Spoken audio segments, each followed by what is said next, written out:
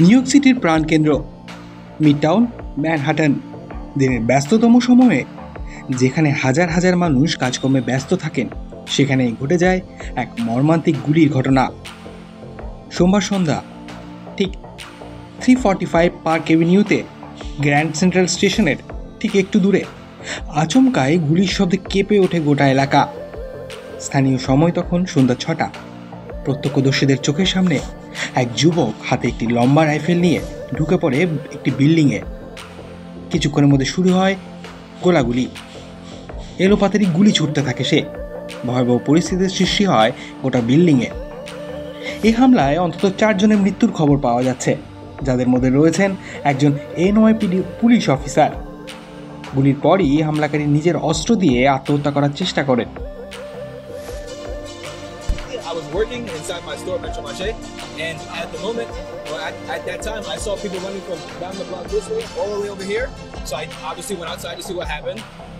I saw police shortly after that come this way, the ambulance, police, fire truck, everything come this way. After that, I saw a bunch of people grouped and crowded around here, this area, to see what was going on. I saw personally a guy on the floor. He was laid out. I don't know what happened to him. I don't know if he got shot. But there was a guy laying on the floor. They tried to give him CPR. He didn't get up. They put him in an ambulance. আপাতত খবর অনুযায়ী যেটা পাওয়া যাচ্ছে, তার বয়স 27 বছরের কাছাকাছি এবং তিনি লাস ভেগাসের বাসিন্দা। তদন্ত উঠে আসে তার কাছে ছিল একটি বৈধ কনসিল ক্যারি পারমিট, যা তাকে একটি আগ্নেয়াস্ত্র গোপনে রাখার অনুমতি দেয়। সাথে ছিল মেয়াদ উত্তীর্ণ প্রাইভেট ইনভেস্টিগেটর লাইসেন্স, অর্থাৎ একসময় তিনি বেসরকারি গোয়েন্দার কাজের জন্য লাইসেন্সপ্রাপ্ত ছিলেন, যদিও তা এখন আর বৈধ নয়। এই ঘটনার পরপরই FBI ও NYPD যৌথভাবে তদন্তে নামে। পরীক্ষা করা হচ্ছে বিল্ডিংয়ের CCTV ফুটেজ, হামলাকারীর আত্মীয় পরিজন ও যোগাযোগের সূত্র এবং online activity. This is Mayor Eric Adams, and I'm here at the scene of 51st and Park Avenue.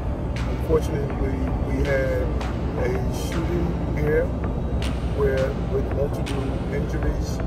The perpetrator, the known perpetrator, is neutralized at this time.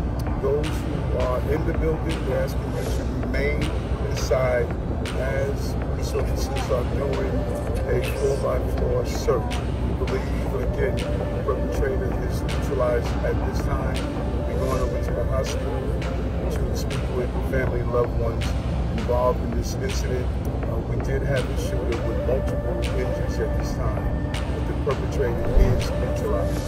ঘটনার পেছনে নির্দিষ্ট উদ্দেশ্য ছিল কিনা তা খতিয়ে দেখা হচ্ছে।